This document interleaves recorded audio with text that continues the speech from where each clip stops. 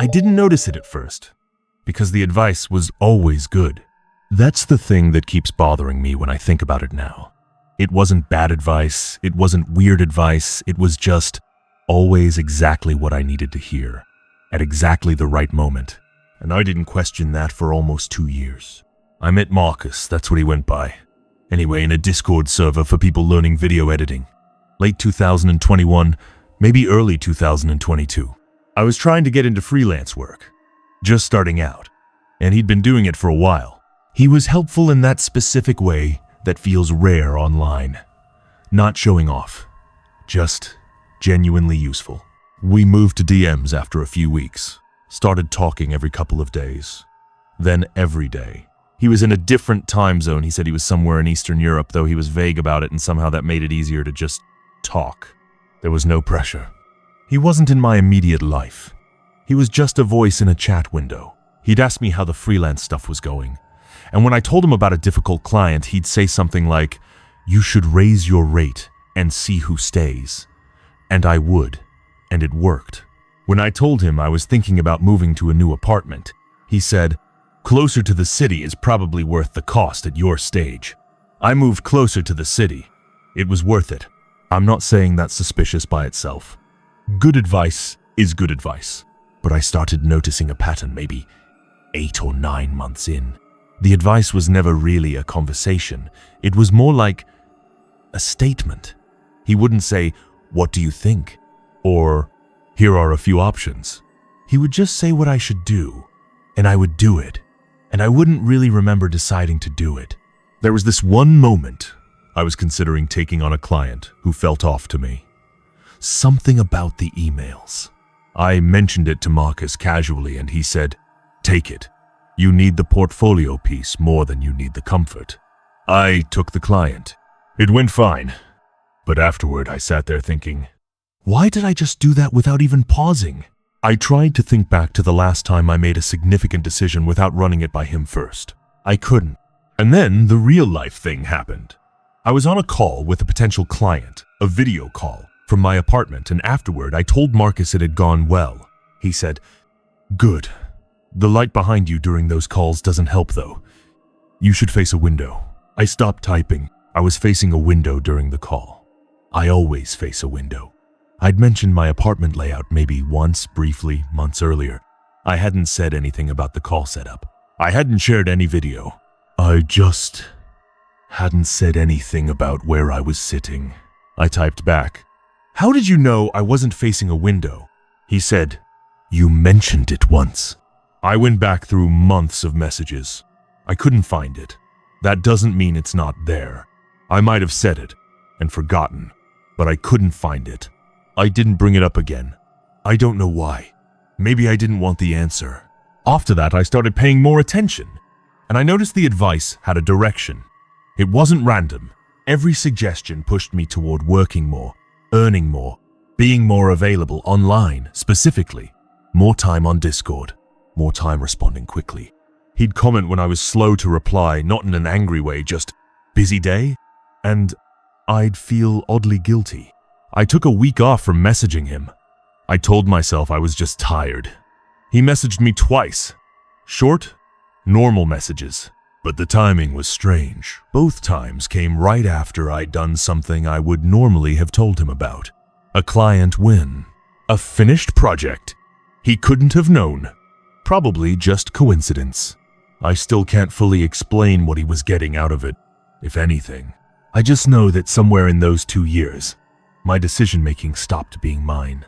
I'm not sure when it started. I'm not sure when it stopped. I'm not sure it has.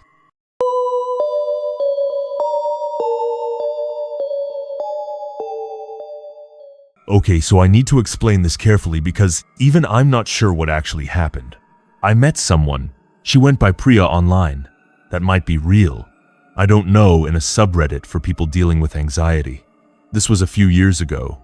She messaged me privately after I made a post that got some traction. She said she related to what I'd written. We started talking. Here's where it gets complicated. I have memories of our conversations that I can't find. That's the part I can't explain without sounding like I'm making something up. I have clear memories, like visual memories of reading specific things she wrote to me. Long messages, detailed, about her life. She told me she was in grad school. She'd told me about a difficult relationship with her mother. She'd mentioned a specific city. She'd mentioned a sister. I have those memories clearly, but I've gone back through every platform we could have talked on. I can't find those conversations. Now, that could mean a lot of things. She could have deleted them, I could have deleted them, an account could have been closed. I'm not the most organized person digitally, I've lost messages before. So I'm not saying anything impossible happened. But here's what made me start pulling at it. About 4 months into talking to her, she said something offhand in a message, something like, "I know you don't like being around groups of people." That's totally valid. And I remember reading that and thinking, yeah, that's true. And then thinking, did I tell her that? I went back through what I could find. I couldn't locate a conversation where I'd said that specifically. I might have implied it. I probably had. But the way she phrased it was so specific. I know you don't like. Not I think. Or you mentioned. Just I know. I started keeping a kind of informal log. Every time she said something about me, I'd write it down and try to trace where she'd gotten it. Most of the time I could find something, but sometimes I couldn't. And the things I couldn't trace were always the more personal ones. The ones that would have taken a while to learn. Then she mentioned something about a neighborhood. Not mine specifically, but the kind of neighborhood I lived in, the noise level, the layout. She framed it as a general comment about urban living, but the details were specific enough that I paused. I asked her casually if she'd ever lived somewhere similar. She said no, she'd grown up in a small town. I said, "Oh, so how do you know about the thing with the..." And I mentioned the specific detail. She said, "You told me, remember, a few weeks ago." I don't remember telling her. That might mean I forgot. It probably means I forgot. People forget things they said. But then I tried to figure out something basic. Something that should have been easy. What grad school she went to. She'd mentioned it. I was sure of it. I had a memory of seeing the name. I could not find it in any message I had access to. I asked her again casually. She named a school. It was a real school. But something about the way she said it, the pause before she answered, the fact that she spelled out the full name when she'd always been casual before, I don't know. I just wrote it down. I eventually let the friendship fade. Not dramatically, just slowly. She didn't push it.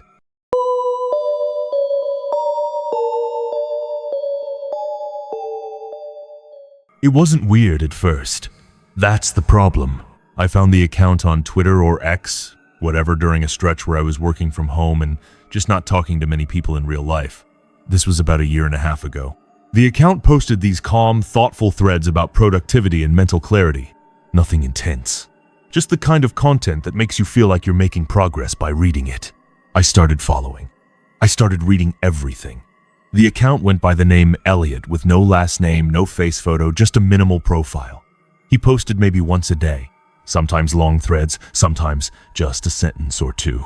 And I noticed I was checking the account before I started my mornings. Just it had become part of the routine. I didn't make a decision to do that. It just happened. He responded to comments, including mine. That's where it started getting personal. He replied to one of my comments with something specific. Not just a like or a generic thanks. He said something like, "You seem like someone who holds themselves to a high standard. Make sure that's for you and not for other people." And I remember reading that on my phone on a Tuesday morning and just sitting there for a second, because it was accurate. In a way that felt too accurate. But I told myself that's what good content creators do. They write things that feel personal. It's a skill. So I kept engaging. I started replying more. He kept responding. Eventually, he suggested people who wanted to go deeper with his ideas could DM him. He did occasional one-on-ones. I did. We started talking. It was great, honestly. He was calm. He asked good questions. He had a way of reframing things that made problems feel smaller. I looked forward to those conversations. I thought, this is what therapy must feel like. A little. Looking back, I can see when it started shifting. It was subtle. He'd ask what I was working on, and I'd tell him, and he'd ask why I was doing it that way. Not challengingly, just curiously. But then the next day I'd find myself doing it a different way, his way, without having made a conscious decision. He started mentioning things I should consume, a specific podcast, a specific book, a specific way of structuring the day, and I started doing all of it. Not because he told me to, just because he mentioned it and it seemed right. There's a difference, I think. But I'm not sure now. Around month 4, I said something to him about a situation with my brother. Family stuff, nothing dramatic. And he said, "You've mentioned your brother has a pattern of making you feel responsible for his emotions." I had mentioned my brother, but I hadn't framed it that way. That framing was his. The next time I talked to my brother, that framing was in my head. I don't think I handled the conversation the way I normally would have. I handled it the way Elliot would have described it. And then, the real life thing happened. I was at a coffee place I went to, maybe twice a week. Not anywhere I'd ever mentioned. I had a bad interaction with someone there. Nothing major, just a tense exchange with another customer. That evening, I was venting a bit in our DMs and Elliot said, "The problem with regulars in places like that is the familiarity makes people too comfortable being aggressive." Regulars. I'd never told him I was a regular anywhere. I'd never described the coffee place. I'd just said, "Someone at a coffee place." I stopped for a moment. Then I kept typing. I don't know why I kept typing. Over the next few weeks, I started noticing what I'd been reading, what I'd been watching, what I thought about when I woke up, how I talked to my family, how I thought about my own choices. All of it had Elliot's voice in it somewhere. Not all at once. Not obviously. Just a word he used. A frame he'd given me. A reason that had started as his. I stopped messaging him. He sent one follow-up 2 weeks later, just, "Hope you're doing okay."